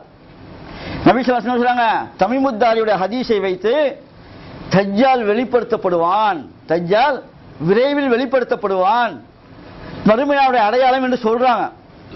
அவருடைய காலத்திலே ஹிஜ்ரி எப்பனா 1350, அவர் வாழ்ந்த காலம் எப்போ? 1903ஆம் ஆண்டு அபு அலா மௌதூதி, அபுலாம் சொல்லக்கூடிய மௌதூதி அவர்கள் பிறந்தார். 1972ஆம் ஆண்டு அவர் இறந்தார். அப்போ அவர் இந்த மார்க்க பிரச்சனை செய்யக்கூடிய காலத்தை அவருடைய இளமை வயசில் ஹிஜ்ரி 1350ஆம் ஆண்டு. அப்போ அவர் எழுதுறாரு, 1350 ஆண்டுகள் ஆகிவிட்டன, இன்னும் தஜ்ஜால் வெளிப்படவில்லை, எப்படி இந்த கூட்டை நம்புவது? நபி ஸல்லல்லாஹு அலைஹி வஸல்லம் ஹதீஸ். அப்ப நபி ஸல்லல்லாஹு அலைஹி வஸல்லம் பொய்யெல்லாம் நிரூபிச்சிருக்கிறாரு. அல்லாஹ் சுப்ஹானஹு வ தஆலா 53 சொல்றான் பாருங்க, அதை ஆதாரமா காட்டார். இதை என்னைக்காவது அவரோடு சேர்ந்து இந்த சலஃபி கண்டிச்சிருப்பாங்க. அதிரை தாரு தௌஹீத் சொல்லி நம்முடைய விவாதத்துக்கு வந்தாங்களே, அவங்களுடைய அகமது என்ற ஒருத்தர் ஜமாத் இஸ்லாமியை ஆதரிக்கக்கூடியவர் தானே, அவர்கிட்ட என்னைக்காவது இவன் பேசுற தக்லி கண்மூடித்தனம் சொல்லி நம்மள சொன்னாங்க? என்னைக்காவது கேட்டிருப்பாங்களா? என்னைக்காவது யோசிச்சிருப்பாங்களா? யோசிச்சு பாருங்க. அதே மாதிரி கண்மூடித்தனம் எந்த அளவுக்கு போகுது? புகாரியிலே ஒரு ஹதீஸ் வந்துவிட்டால், முஸ்லீமிலே ஒரு ஹதீஸ் வந்துவிட்டால், அது என் மூளைக்கு ஒத்துக்கொள்ளவில்லை என்றாலும், அந்த ஹதீஸை இன்னொரு ஹதீஸுக்கு மாற்றமாக இருந்தாலும், நபிமார்களுடைய கண்ணியத்திலே கை வைத்தாலும், நபிமார்களை கேவலப்படுத்தினாலும் அசிங்கப்படுத்தினாலும், அவர்களுடைய மானம் மரியாதையின் மீது கை வைத்தாலும் எனக்கு அதை பத்தி கவலை கிடையாது. நான் அதை கண்டு கொள்ள மாட்டேன். புகாரி இமாம் எழுதின ஹதீஸை நான் மறுக்க மாட்டேன் என்று தக்லீத் பண்றாங்கல்ல, இதை விட மிகப்பெரிய தக்லீத் என்ன வேணும்? யோசிச்சு பாருங்க. அவங்க இதை விட கண்மூடித்தனம் என்ன வேணும்? எந்த அளவுக்குன்னா, உதாரணம் நீ பார்த்தீங்கன்னா சுலைமான் அலைஹிஸ்ஸலாமுடைய அந்த ஹதீஸ். சுலைமான் அலைஹிஸ்ஸலாம் அவர்கள் 100 மனைவியரோடு நான் ஒரு நாள் இரவு, அதாவது சொல்ல நான் இன்று இரவு என்னுடைய 100 மனைவிகளோடு நான் உடலுறவு கொள்வேன், அனைத்து குழந்தைகளும் அனைத்து மனைவிமார்களும் குழந்தை பெறுவார்கள். ஒவ்வொரு குழந்தையும் எப்படி இருக்கா? ஜிஹாது செய்யக்கூடிய குதிரை வீரனாக சோல்ஜராக வருவான் என்று என்ன செய்றாங்க, சுலைமான் அலைஹிஸ்ஸலாம் சொல்றாங்க. என்ன அது 100 மனைவி உடலுக்கு கொள்ள அது வேற விஷயம். ஆனா அது என்ன வார்த்தை வருது பாருங்க. அப்ப பக்கத்துல ஒருத்தர் இருக்கிறார், அவர் சொல்றாரு இன்ஷா அல்லாஹ் என்று சொல்லுங்க. சுலைமான் அலைஹிஸ்ஸலாம் யாரு? அல்லாஹ்வுடைய தூதர், அல்லாஹ்வுடைய ரசூல், அல்லாஹ்வுடைய மார்க்கத்தை மக்களுக்கு போதிக்க வந்தவர். அல்லாஹ் சுப்ஹானஹு வ தஆலா அவருக்கு நிறைய ஆட்சிகளை கொடுத்தான், நிறைய சிறப்புகளை வழங்கினான். இவங்க என்ன சொல்றாங்க, இப்ப நானே இருக்கிறேன், ஒரு விஷயத்தை சொல்றேன், இன்ஷா அல்லாஹ்னு சொல்லல, நான் மறந்துட்டேன். இவர் பக்கத்தில் உள்ளவர் பாய் என்னப்பா இன்ஷா அல்லாஹ் சொல்லல மறந்துட்டீங்கன்னு சொன்னா, உண்மையான ஒரு மூமினாக அல்லாஹ்வை பயந்த மூமினாக நான் இருந்தா என்ன செய்யணும்?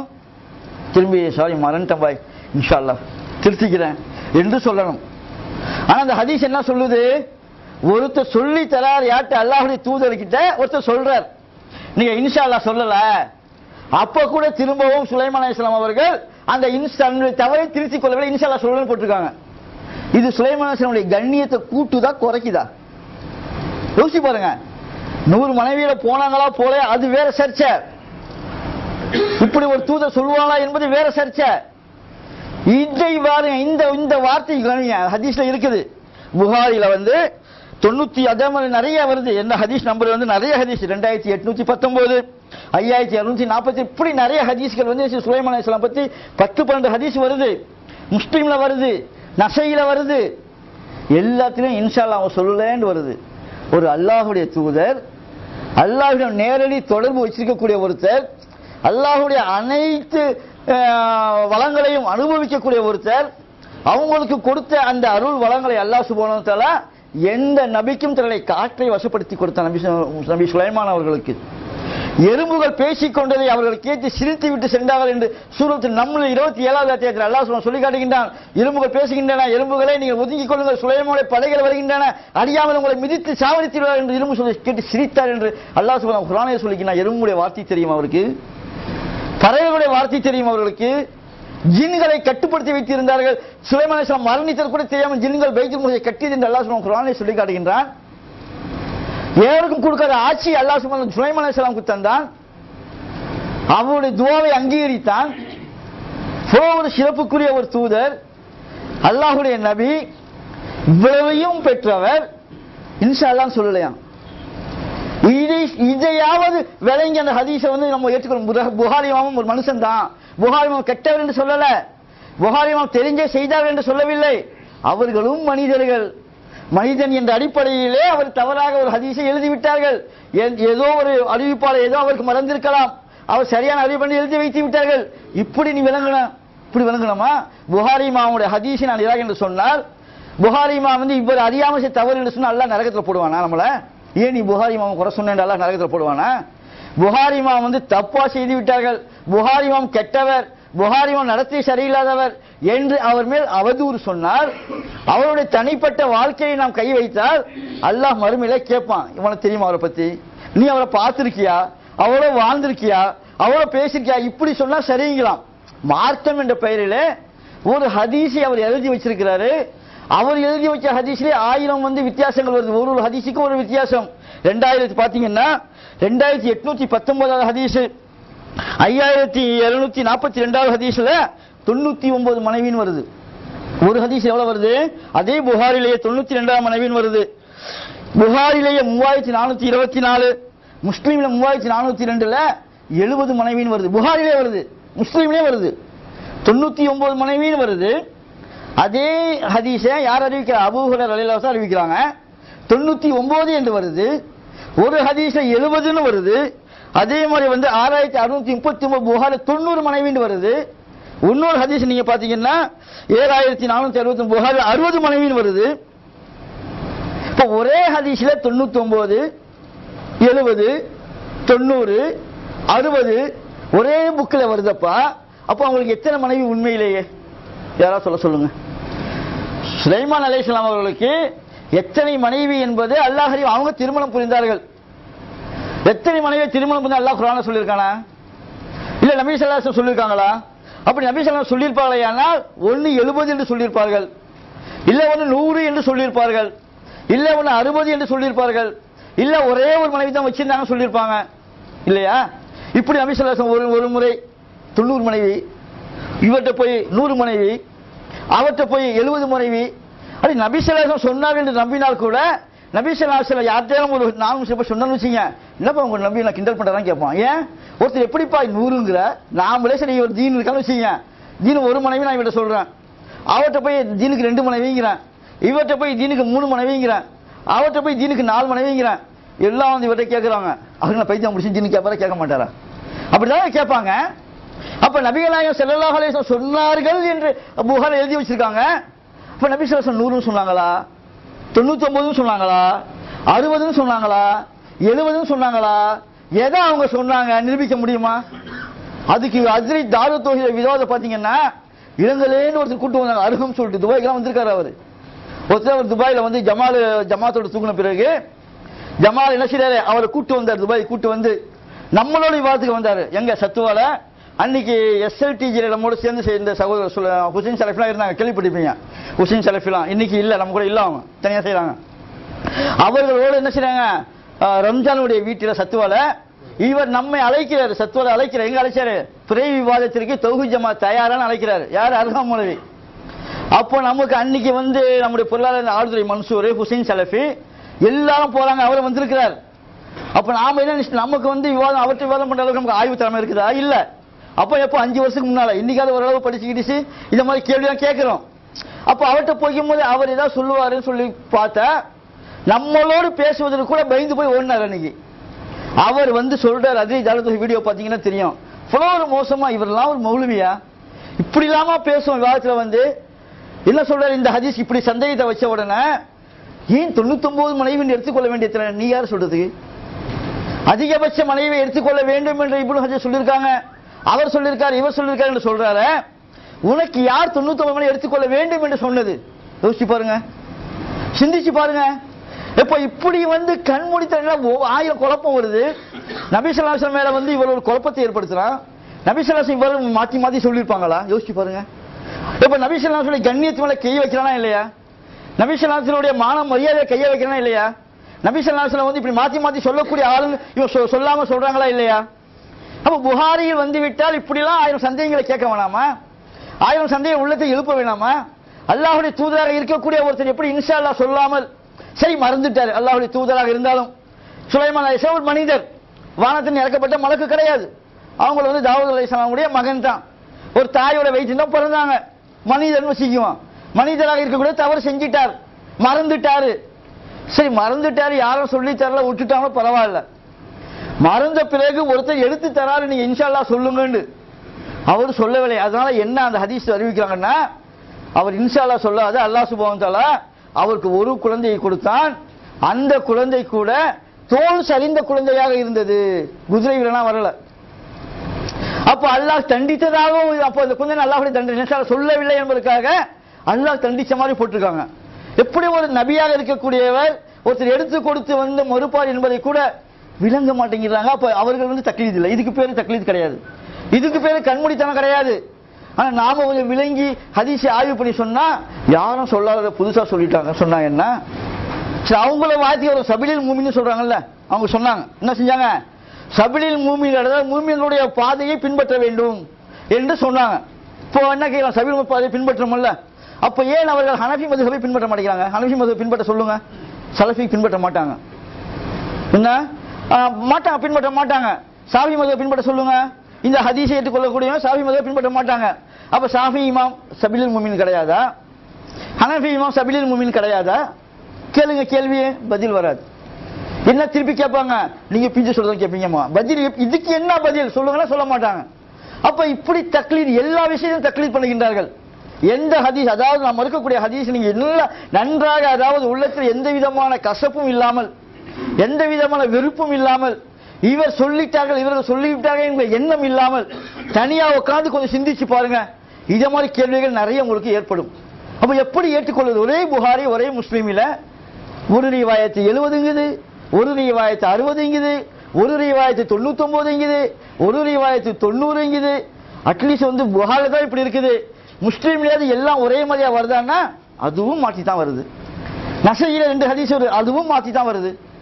அப்ப இதையாவது சிந்திக்க வேண்டாமா? யோசிச்சு பாருங்க. அடுத்தது என்ன சொல்றாங்க, சாலிம் அவங்க ரலியல்லாஹு அன்ஹு அவர்கள் பால் குடிச்ச ஹதீஸை சொல்றாங்க. நபி ஸல்லல்லாஹு அலைஹி வஸல்லம் இப்படி ஒரு ஹதீஸ், அதாவது 20 வயது கடந்த ஒரு இளைஞன், ஒரு வாலிபன் எப்படி அந்நிய பெண்ணுடைய மார்பிலே அவங்க வளர்ப்பு தாயா கூட இருக்கலாம், இருக்கட்டுமே, அதுக்கு அவங்களுடைய மார்பிலே பால் குடிக்க முடியுமா? அவன் பிறந்த உடனே அவங்க எடுத்து வளர்த்தாங்கன்னா, ஒரு வயசு பிள்ளை எடுத்து வளர்க்குறாங்க, அந்த நேரத்தில் இவங்களுக்கு பிள்ளை பிறந்து இறந்துச்சு, பால் சுரக்கும். ஒரு பொண்ணுக்கு எப்போ பால் சுரக்கும்? அவங்க ஒண்ணே அதாவது என்ன செய்ய, வயிற்றுல குழந்தையை சுமந்திருக்க வேண்டும். சுமந்து அதுவும் 7 மாசம் 8 மாசம் கடந்த பிறகு அவங்களுடைய மார்பகத்தில் பால் சுரக்கும். குழந்தை பெற்றவுடன் அதிகமாக சுரக்கும். அப்ப சாலிம் அவர்களுக்கு அந்த அபூ உபைதாவுடைய அந்த மகள் அபூ ஹுதைபாவுடைய மனைவி அவங்க பால் கொடுக்கும் போது சாலிமுடைய வயசுனா வாலிப வயசு.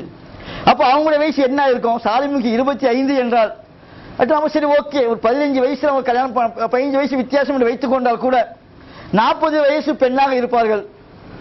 40 வயசு பெண்ணுக்கு எந்த நேரத்தில் பால் சுரக்கும்? ஒண்ணு அவர்கள் 40 வயதிலே ஒரு குழந்தை ஈன்றெடுத்திருக்க வேண்டும். குழந்தை பிறந்த அதாவது பால் குடி பருவமான தாயாக இருந்தால் பால் சுரக்கும். அப்போ சாலிம் ரலியல்லாஹு அன்ஹு அவங்க எப்போ பால் குடிக்க போனாங்க, அவங்க எப்போ பால் சுரந்து, இந்த கேள்வி யோசிக்கணும் நம்ம. எப்படா பால் சுரக்கும்? சாலிம் வந்து வாலிபரா இருக்கிறாரு, அப்போ அவங்களுடைய வயசு என்ன, 40-45 மேல இருக்கும். எந்த நேரத்தில் எப்படி அவர்களுக்கு பால் சுரக்கும்? எப்படி அவங்க வந்து பால் கொடுக்க முடியும்? அப்ப அந்த அவங்க குழந்தை பிறந்தாங்களா? ஏதாவது ஹதீஸ் இருக்கா? ஏதாவது ஆதாரம் இருக்கா? நாம கேட்ட எப்படி மார்பகத்திலே அந்நிய பெண்ணுடைய மார்பகத்திலே ஒரு வாலிபன் வாய் வைக்க முடியும்? இந்த ஹதீஸை உங்களால் நிரூபிக்க முடியுமான்னு கேட்டா என்ன பதில் சொன்னா, பாட்டில்ல பிடிச்சி கொடுத்தாங்களாம் சொல்றாங்க. என்னால தக்லீது இல்லையா? இன்னைக்கு சைனால வந்து தாய்ப்பால் பாட்டில் விற்குதுன்னு சொல்லி பேப்பர்ல போட்டா சைனால அவ்வளவு கண்டனங்கள் சைனாவுக்கு வந்து பறக்குதா இல்லையா? தாய்ப்பாலை எவ்வளவு விற்பானா பாட்டில்ல போட்டு? சைனாவிலே ரீசெண்டா மெசேஜ் வந்துச்சு, பேப்பர்ல கூட நீங்க பார்த்திருக்கலாம். சைனாவிலே தாய்ப்பால்களை பாட்டில் அடைத்து விற்கின்றார்கள் அப்படின்னு. கொஞ்சம் கூட மனிதாயமானம் இல்லையா என்று சாதாரணவர்கள் கேட்கிறாங்க. இந்த ஹதீஸ் ஒரு ஹிந்துட்ட போய் சொன்னோம்னா, என்னப்பா 25 வயசு பையன் எப்படிப்பா 45 வயசு என்னப்பா அவங்க பிள்ளையா பிறந்தாங்க? அவங்களுக்கு பால் குடி, அவங்களுக்கு பால் மார்பிலே சுரக்க வேண்டும் என்றால் அவர்கள் பால் குடி தாயாக இருக்க வேண்டும். இல்லைன்னா எப்படி அவங்களுக்கு பால் சுரக்கும்? அப்ப எப்படி சாலிம் அவர்களுக்கு இவங்க பால் கொடுத்திருப்பாங்க? இந்த கேள்வியை கேட்டா கூட அவங்கள பதில் இல்லை, சொல்ல மாட்டாங்க. அப்ப ஒரு ஹதீஸ் என்றால் நடைமுறைப்படுத்தணும். நபிகள் நாயகம் ஸல்லல்லாஹு அலைஹி வஸல்லம் அல்லாஹ் சுப்ஹானஹு வ தஆலா என்ன சொன்னாங்க? லகத் கான லக்கும் ஃபீ ரசூலுல்லாஹி உஸ்வத்துன் ஹஸனா. இந்த முஹம்மது, இந்த தூதர் மனிதர்களுக்கு எப்படி அவர்கள் வாழ வேண்டும், எதை அவர்கள் பின்பற்ற வேண்டும், தங்களுடைய வாழ்க்கையை அவர்கள் எப்படி நடைமுறைப்படுத்த வேண்டும் என்பதை கற்றுக் கொடுக்கக்கூடிய ஒரு முன் உதாரணம். அவங்களுடைய ஒவ்வொரு செயலும் நடைமுறைப்படுத்தக்கூடிய செயலாக இருக்கும். நம்மால நடைமுறைப்படுத்த முடியாத எந்த ஒரு செயலையும் அல்லாஹ் சுப்ஹானஹு வ தஆலா நபி ஸல்லல்லாஹு அலைஹி வஸல்லம் அவர்கள் மூலமாக இந்த மனித உலகுக்கு கற்றுத்தர மாட்டான். அப்படித்தான் நபி ஸல்லல்லாஹு அலைஹி வஸல்லம் முன்மாதிரி. அப்ப சாலிமுடைய ஹதீஸ் வந்து பால் குடிக்க வேண்டும் என்றால், இன்னைக்கு என் மனைவி ஒரு பையனை வளர்க்கிறான்னு வச்சுக்குவோம். இன்னைக்கு என்னுடைய மனைவி ஒரு பையனை வளர்க்கின்றார்கள். அப்ப அவன் என்னுடைய மனைவிக்கு மகரமானவனாக ஆக வேண்டும். எப்போ ஆகும்? சாலிமுடைய ஹதீஸை நான் நடைமுறைப்படுத்த வேண்டும். ஏன்னா பால் குடிக்கணும்ல, பால் குடிச்சா தானே வந்து ஒரு இங்க வந்து உண்மையான தாய் பால் குடி தாய் ஆவாங்க. பால் குடி தாய் ஆகுனா இவனுக்கு வைக்க வேண்டிய அவசியம் இல்லை, இவன் முன்னால் புர்கா போட்டுக்கொண்டு வர வேண்டிய அவசியம் இல்லை, சாதாரண உடையிலே வரலாம். செய்ய முடியுமா? நடத்தி காட்ட முடியுமா? யோசிச்சு பாருங்க. வளர்ப்பு மகன் உங்களுடைய மகனே இல்லை என்று அல்லாஹ் சுப்ஹானஹு சொல்லி காட்டுகின்றான். அதுக்கு விளக்கம் தராரு. என்ன விளக்கம் தராரு? வளர்ப்பு மகன் உங்களுடைய மகன் இல்லை என்று சொன்னவுடன் அபூ ஹுதைபாக்கு உள்ளத்துல ஒரு விஷயம் ஏற்பட்டுச்சான். உடனே கவலைப்பட்டாங்களாம். அதுக்காக பரவாயில்ல பண்ணி சாலிமுக்கு பால் கொடுத்துன்னு சொல்லிட்டு அல்லாஹ் சுப்ஹானஹு வ தஆலா நபி ஸல்லல்லாஹு அலைஹி வஸல்லம் மூலமாக தனி சட்டம். என்னன்னா இது எதை நிலைநாட்டை எப்படி சொல்றீங்க? யார்கிட்ட விளையாடுறீங்க? யாரோடைய வசனத்தில் விளையாடுகின்றீர்கள்? யாரோடு விளையாடுகின்றீர்கள்? இப்படி எல்லாம் என்ன செய்றாங்க? தக்லீத் பண்ணக்கூடிய கண்மூடித்தனமாக அவ்வளவு பேசலாம். இன்னைக்கு இந்த வழிகட்ட கொள்கை உள்ளவர்கள் பண்ணுகின்ற இந்த கண்மூடித்தனம் இருக்குது பாருங்க.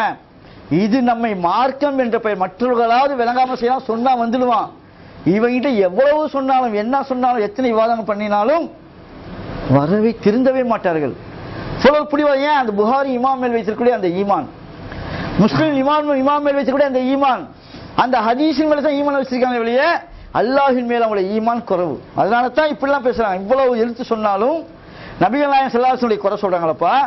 சுலைமான் அலைஹிஸ்ஸலாமுடைய கண்ணியத்தின் மீது அவங்களுடைய நடவடிக்கையின் மீது வந்து குற்றம் வருது, குறை வருது என்றெல்லாம் சொன்னால் கூட சிந்திக்காதவர்களாக இருக்கின்ற நிறைய சொல்லலாம். மாடு பேசின ஹதீஸ் அவ்வளவு விளக்கலாம், நேரம் இல்லை. இப்போ இந்த அளவுக்கு இவர்கள் எல்லாம் கண்மூடித்தனமாக இருக்கின்றார்கள். அல்லாஹ் சுப்ஹானஹு சொல்லி காட்டுகின்றான், இப்படி யார் பின்பற்றுகின்றார்களோ, இப்படியெல்லாம் யார் கண்மூடித்தனமாக தாங்களுடைய இமாம்கள் சொல்கின்றார்கள், தங்களுடைய மௌலவிமார்கள் சொல்கின்றார்கள், அது உன்னுடைய சலஃபி கொள்கையை பின்பற்றக்கூடியவர்கள், அவங்களுடைய தாயிகளுக்கு எல்லாம் அட்லீஸ்ட் 50,000 60,000 சவுதியிலிருந்து சம்பளம் வருகின்றது. மதீனாவில் இருக்கக்கூடியவர்கள் எல்லாம் என்ன அல்லாஹ்விற்காக பயான் பண்றாங்களா, அல்லாஹ்வுடைய மார்க்கம் மேலோங்க வேண்டும் என்பதற்காக செய்கின்றார்களா, அல்லது தாங்கள் பணி செய்யக்கூடிய மதீனாவிலிருந்து சம்பளம் வருகின்றது என்பதற்காக பயான் செய்றாங்களா? யோசிச்சு பாருங்க. இன்னைக்கு தமிழ்நாடு தௌஹீத் ஜமாத்துடைய நாமம் தமிழகமாக இருந்தாலும் சரிதான், இங்கா இருந்தாலும் சரிதான், எந்த அளவுக்கு நாம் பிரச்சாரம் பண்ணி கொண்டிருக்கின்றோம்.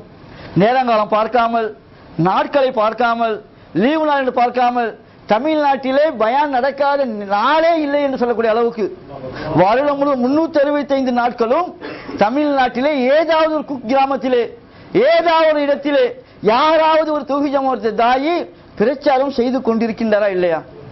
இங்க அதே மாதிரி நாம வாரம் ஃபுல்லா ஏதாவது இடத்துல ஒரு சின்ன குர்ஆன் கிளாஸ் ஆகுது, இல்ல ஹதீஸ் கிளாஸ் ஆகுது, இல்ல குர்ஆன் ஓதி தரதாவது, இல்ல இத மாதிரி பயான் ஆவது, இல்ல ரூம் தவாவது செய்யாம இருக்கிறோமா? ஆனால் இந்த மார்க்கத்தை சொல்ல வேண்டும் என்பதற்காக, இந்த மார்க்கத்தை மக்களிடம் கொண்டு போய் சேர்க்க வேண்டும் என்பதற்காக சம்பளம் வாங்கி கொண்டிருக்கக்கூடிய அந்த மதனிகள் எத்தனை பேர் தினம் தினம் பயான் பண்றாங்க? விரல் விட்டு எண்ணுங்க, ஒருத்தர் கூட காட்ட முடியாது. வருஷத்துக்கு ஒரு பயான், அட்லீஸ்ட் மாசத்துக்கு ஒரு பயான், எங்கேயாவது ஒரு பயான் தான் நடக்குது. அப்போ அதையாவது அதை பின்பற்றக்கூடிய சாதாரணமான சகோதரர்கள் சிந்திக்க வேணாமா? சம்பவம் இதற்காக தருகின்றார்கள், அவர்கள் இதை கூட செய்வதில்லை, அதை நம்மை வைத்து அவர்கள் சம்பாதிக்கின்றார்கள் என்று சிந்திச்சாவது இந்த மாதிரி தவறான சிந்தனையிலிருந்து விடுபட வேணாமா? சிந்திக்க மாட்டேங்கிறாங்க. அப்போ அல்லாஹ் சுப்ஹானஹு வ தஆலா இப்பேற்பட்டவர்களை பற்றி சொல்லும் போது தன்னுடைய திருமறையிலே சொல்லி காட்டுகின்றான். சூரத்துல் அஹ்ஸாப் 33வது அத்தியாயத்திலே 66வது வசனத்தில் சொல்கின்றான், யௌம துகல்லிபு வஜூஹும் ஃபின் நாரி யகூலூன யா லைதனா ஆதான அல்லாஹு ஆதான ரசூலா. மறுமை நாளிலே நரக நெருப்பிலே அவர்களை போட்டு புரட்டி எடுக்கும் போது, அவருடைய முகங்கள் நரக நெருப்பிலே கருகும் வரும்போது அவர்கள் கூறுவார்கள், யா வைலத்தனா, எனக்கு வந்த கேடே, எனக்கு வந்த கை சேதமே, ஆத்தான அல்லாஹு ஆத்தான ரசூலா, நான் இந்த அல்லாஹுக்கு கட்டுப்பட்டிருக்க வேண்டுமே, அல்லாஹுடைய தூதுடைய வழிமுறை நான் நடைமுறைப்படுத்தியிருக்க வேண்டுமே என்று என்ன செய்வார்கள்? அவர்கள் கூறுவார்கள் என்று அல்லாஹ் சுப்ஹானஹு சொல்லிவிட்டு அதை தொடர்ந்து அடுத்த வசனத்தை சொல்கின்றான். என்ன சொல்லுவாங்க? வகாலு கூறுவார்கள், ரப்பனா ஆத்தானா சாதத்தனா வ குப்ரானா, அதாவது இறைவா, எங்களுடைய பெரியார்களுக்கும் எங்களுடைய தலைவர்களுக்கும் மதனிகளுக்கும் இமாம்களுக்கும் ஹஜ்ரத்துகளுக்கும் நாங்கள் கட்டுப்பட்டோம், அவன் எங்களை வழிக்கு எடுத்துட்டான், இதுதான் சரி என்று சொன்னான். புகாரி இமாம் தவறு செய்வார்களா என்று சொன்னான், மனிதர்கள் செய்வார்கள் என்று நான் சொன்னார்கள், நான் இவர்கள் பேச்சை கேட்டு கேட்கல, நான் கண்மூடித்தனமாக தக்லீதாக இருந்தேன். என்ன செய்வாங்க? சொல்லிவிட்டு நாங்கள் கட்டுப்பட்டோம் எங்கள் இறைவா, எங்களை அவன் வழிக்கு எடுத்துட்டாங்க. அங்க சொல்லி என்ன புண்ணியம்? அந்த மறுமை நாளிலே அல்லாஹ்விடம் இவ்வாறு தக்லீதுவாதிகள் சொல்லுவார்கள், கண்மூடித்தனமாக பின்பற்றக்கூடியவர்கள் சொல்லுவார்கள் என்று அல்லாஹ் சுப்ஹானஹு சொல்லிவிட்டு சொல்றான். இவங்க என்ன சொல்லுவாங்கன்னா, திரும்ப 68வது வசனம், அதாவது அதே சூரத்துல் அஹ்ஸாப்ல 68வது வசனம் சொல்லுகின்றான், எங்கள் இறைவா, இவன் எங்களை வழிக்கு எடுத்தான்ல, எங்களை இந்த அளவுக்கு பேசி உண்மை என்று எங்களை நம்பி எங்களை கண்மூடித்தனமாக பின்பற்ற வைத்தானே, இவனுக்கு நம்மை விட சரியான தண்டனை கொடுக்கணும். என்ன செய்ய? நீ இவர்களுக்கு 2 மடங்கு வேதனை, எங்களை ஒருத்தர நரக நெருப்புல போறியா, அவனை என்ன செய்ய? இதே மாதிரி 200 மடங்கு நெருப்பை உண்டாக்கி போட்டு 2 மடங்கு வேதனை கொடு என்று இவர்கள் சொல்லுவார்கள். அவங்களை சபித்து விடு. என்ன செய்வாங்க?